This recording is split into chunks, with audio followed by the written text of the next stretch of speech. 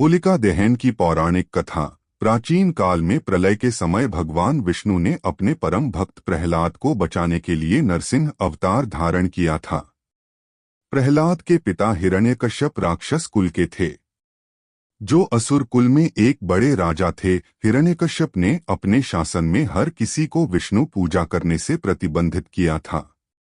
जो कोई विष्णु की पूजा करता उसे हिरण्यकश्यप दंड देता, लेकिन इसी अधर्मी असुर के घर पर जन्म बच्चा प्रहलाद विष्णु भक्ति में कब लीन हुआ, ये बात खुद हिरण्यकश्यप को भी पता न चली।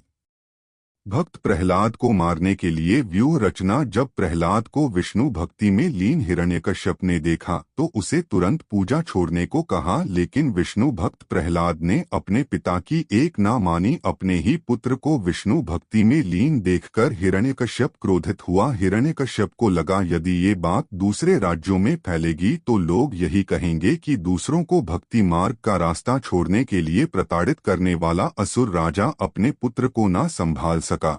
इसलिए हिरण्यकश्यप ने अपने पुत्र को मारने का संकल्प लिया। हर बार असफल हुआ हिरण्यकश्यप ने अपने सैनिकों को पुत्र प्रहलाद को मारने का आदेश जारी किया।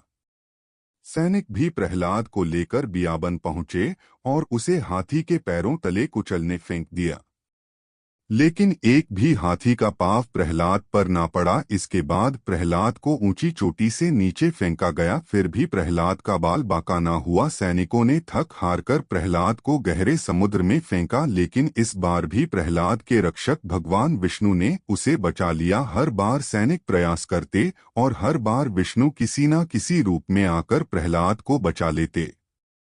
हिरण्यकश्यप ने अपनी बहन को सौंपा कार्य। हिरण्यकश्यप की बहन होलिका भी उनके साथ थी। होलिका को एक वरदान प्राप्त था, जिसके अनुसार होलिका को अग्नि नहीं छू सकती थी, वो किसी भी समय अग्नि के आर पार जा सकती थी। अंत में हिरण्यकश्यप ने होलिका की मदद से प्रहलाद को अग्निकुंड में जिंदा जलाने का फैसला किया।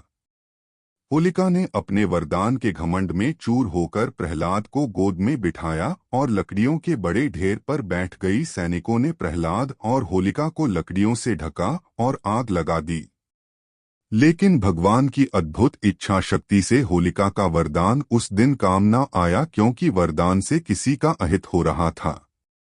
इसलिए होलिका का काल उसी का वरदान बना। अग्नि में होलिका जलकर राख हो गई, लेकिन प्रहलाद को आँच न आई। इसी दिन से प्रेरित होकर होली से पहले होलिका दहन की परंपरा निभाई जाती है।